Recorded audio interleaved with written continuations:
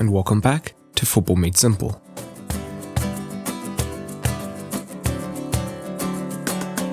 Arsenal currently sit 4th in the table with 3 wins from 4 matches. It represents a strong start and continues the general positive atmosphere around the club since Arteta has come in. That, of course, has been aided by silverware in the FA Cup last season, as well as several big game wins against the likes of City and Liverpool. And statistically, the improvement is also plain to see, with their points per game rising to over 2 and a better defensive record. But what tactics has Arteta used to bring about these successes? Let's take a look. A special shout out to everyone who's been able to support Football Made Simple on Patreon so far. If you want to help the channel, I'd love it if you considered supporting on patreon.com/footballmadesimple, and you'll get perks like early access to videos, exclusive content, and so much more. Well, one of the first things he has done is find a consistent system. As you can see on the OneFootball app, today's video sponsor, whose app you can download for free through the link in the description below, this season he has primarily used the 3-4-3 in the league. Although against Sheffield United, he pivoted to the 4-3-3, although the personnel he used means that when necessary, they could still shift to a 3-4-3. Let's start by looking at how he instructs them to build up in the deep regions. Well, Arteta's Arsenal function differently depending on if they are facing a high press, such as a City or a Liverpool, or a more conservative side. When facing higher pressing sides, their shorter build-up play is a weapon that can be very difficult to conquer. They will usually drop their centre-backs into the box alongside Leno, and high-pressing teams will usually have to commit their front 3 as a result, who will be ready to join the press as soon as the ball becomes active. The double pivot also pushes deeper on the pitch, looking to create angles to potentially break the 3-man press. However, if a team is looking to press high, this means that they will usually try to back it up with their midfielders pressing. So if Arsenal try to play out on the right, Bellerin is usually free to receive it if the wide forward has committed to pressing the centre-back. If he is not tracked, he's free to receive the ball and drive up the pitch, as the right winger will be tying up the opposition left-back. And if the central midfield tries to cover across instead, then a central passing option has now opened up.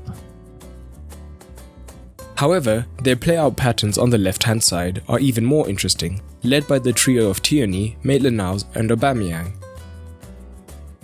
Tierney tends to move deep into the left-back zone, which poses quite a dilemma for the opposition. If they try to get a forward to sit on him, then Luiz is under no pressure when he receives the ball, and with his passing range, can look to find an unmarked man higher up the pitch. So usually, the opposition will cover Luiz, and once Tierney is found, if Aubameyang is staying high up the pitch, Maitland-Niles will not have space to receive the ball, and when he does, if a midfielder comes across, then the pivot, usually Xhaka, can receive. And although the defensive midfield can look to cover this, in this shape, we have seen Lacazette operate as more of a false 9, dropping into the space between the defense and the midfield. And if the opposition centre-backs try to close down the space, then Aubameyang, one of the quickest forwards around, can be released to look to get in on goal. There can also be variations to this shape, as if a forward has used their cover shadow to press both Luiz and Tierney, Maitland-Niles can tuck in to function as the auxiliary midfielder. And with Lacazette dropping into the hole, the opposition defensive midfielder has a choice to make. If he pushes high to cut off the passing option and make this a 3 versus 3, then the ball to Lacazette could mean that 6 outfield players are instantly taken out of the game. But if he sits deeper on Lacazette instead, then Arsenal have the extra man to receive the ball in this first phase of play. And when teams sit deeper, Arsenal can move easily through the first phase of play. And there are disadvantages to playing with a double pivot, as they can easily be nullified, either by the forwards dropping deep and preventing access from the front, or the opposition midfield pushing up from behind to prevent them turning.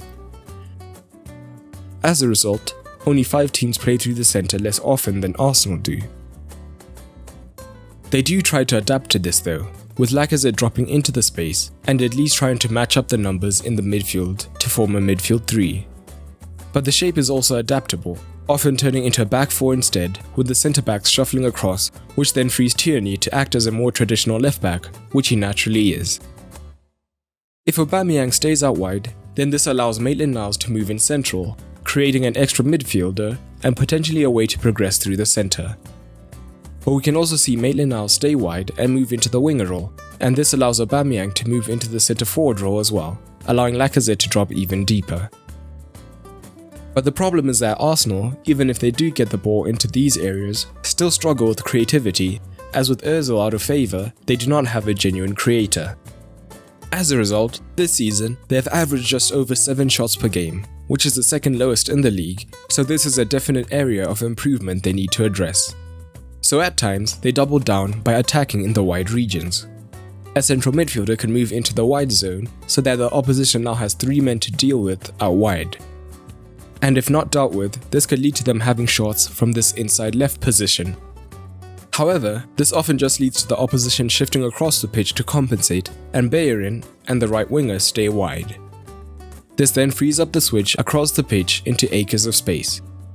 This is backed up by an overlapping fullback and both Lacazette and Aubameyang attacking the box, looking to get on the end of the resulting cross.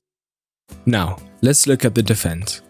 Higher up the pitch, Arteta is aware that against most opposition, he will be at least a man down in the centre of midfield. So, instead of using Lacazette to press the centre-backs, he instead sits deep on the defensive midfielder, thus allowing the pivots to deal with the midfielders who are higher up the pitch. It is usually the winger on the ball side who would then like to push higher, trying to use their cover shadow to prevent the ball wide at the same time. And under more sustained pressure, they drop into a very compact 5-4-1, oftentimes with Aubameyang and the right winger being extremely disciplined. But when they want a bigger counter-attacking threat, Aubameyang can form the front two when defending, with the remaining winger looking to assist the midfielders, so it can look like a 5-3-2. Overall, Arteta has given Arsenal a clear game plan and a sense of direction. It will be interesting to see how Thomas Partey will impact the side when he comes in. But what else have you noticed about Arteta's Arsenal? I hope you enjoyed the video. If you did, I would love it if you left a like and commented down below. If you want to see even more football content, head over to patreon.com/footballmadesimple.